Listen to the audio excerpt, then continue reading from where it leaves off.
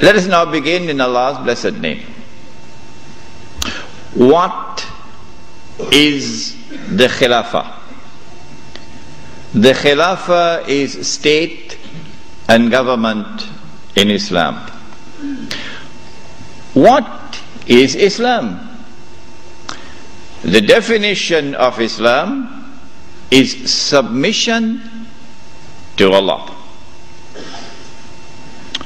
What is submission to Allah?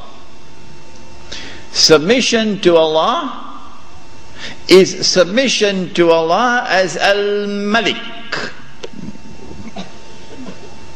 In some translations in English you find Malik as king. No. We don't want that translation tonight. We're dealing with political terminology here tonight. And so Al-Malik is the sovereign. Now that's a word you'll understand. Sovereign. Lahul Mulk, sovereignty belongs to him.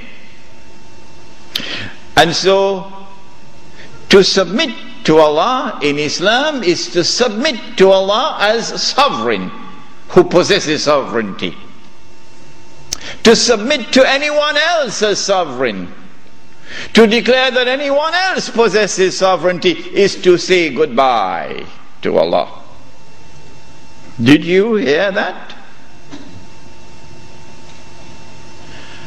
To submit to Allah is to submit to Allah as Al-Akbar. And He reminds you that He is Al-Akbar, because every time you perform salat, you cannot move in salat without Allahu Akbar. Al-Akbar is the one who has supreme authority. And so the Khilafah is a state and government which submits to Allah's authority as supreme. For a Muslim to submit to anyone else and recognize his authority as supreme is to say goodbye to Allahu Akbar. Islam is to submit to Allah as Al-Hakam. The 99 names, this is one of them. Al-Hakam is the lawgiver, who not only gives the law, but his law is the supreme law.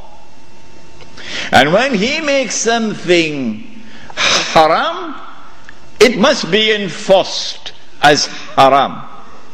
And when he makes something halal, it must be enforced as halal.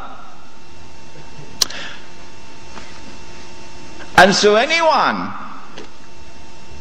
who submits to any law other than Allah's law as the supreme law has said goodbye to Allah subhanahu wa ta'ala as Al-Hakam. This is called, in the political terminology of Islam, this is called shirk. When Fir'aun declared, and of course everyone knows what Fir'aun said, Ana Rabbukumul A'la, I am the one who is sovereign. I possess sovereignty. That was shirk. When he declared, Ana Rabbukumul A'la, I am the one who possesses supreme authority, that was shirk. When he declared, Ana Rabbukumul A'la, my law is the supreme law in the land of Egypt, that was shirk. And Allah punished him with terrible punishment for his shirk.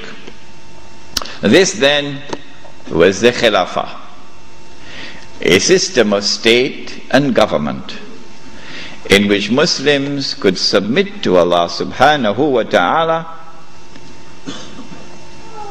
as Al-Malik, as Al-Akbar, as Al-Hakam.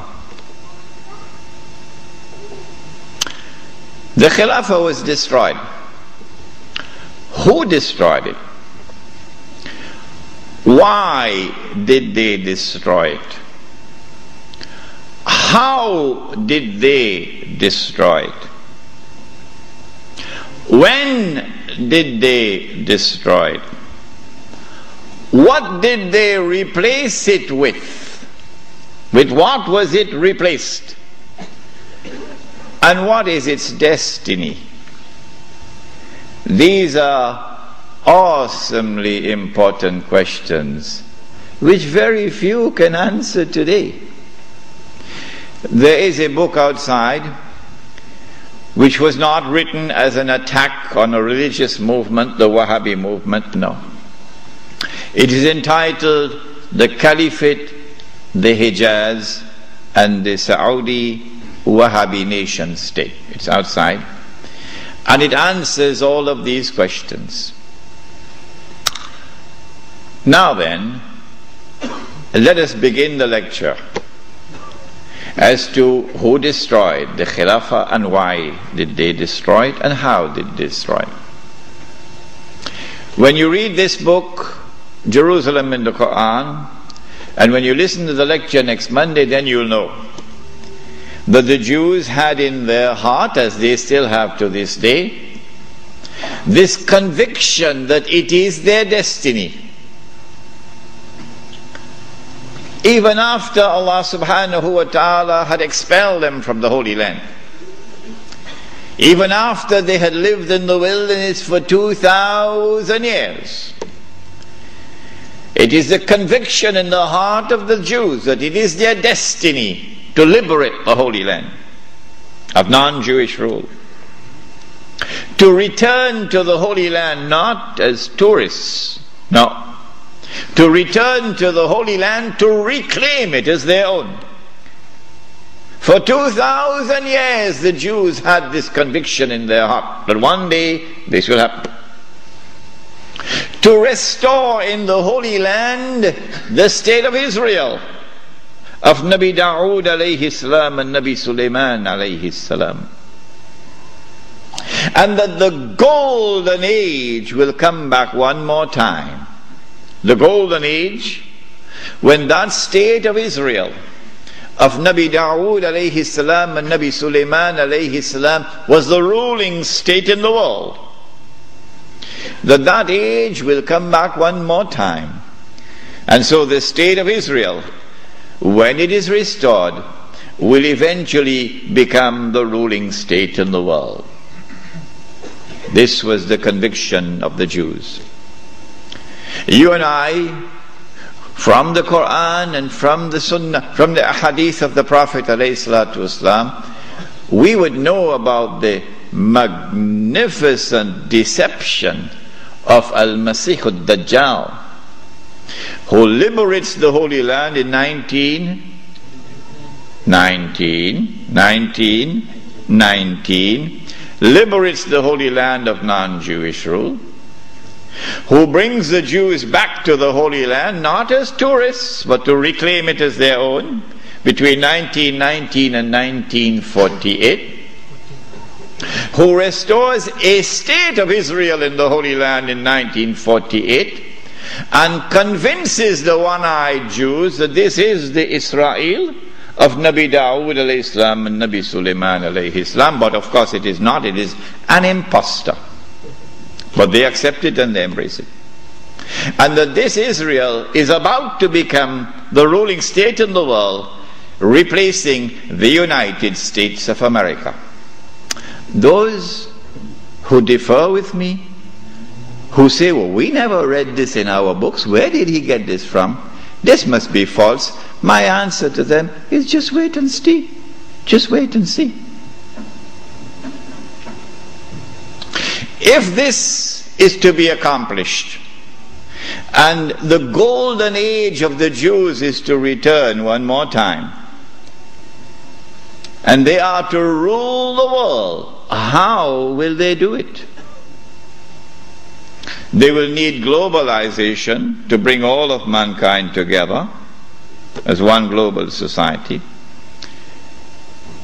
And they need to demolish the Ottoman Islamic Empire, which stands in their way. And they will have to demolish the institutions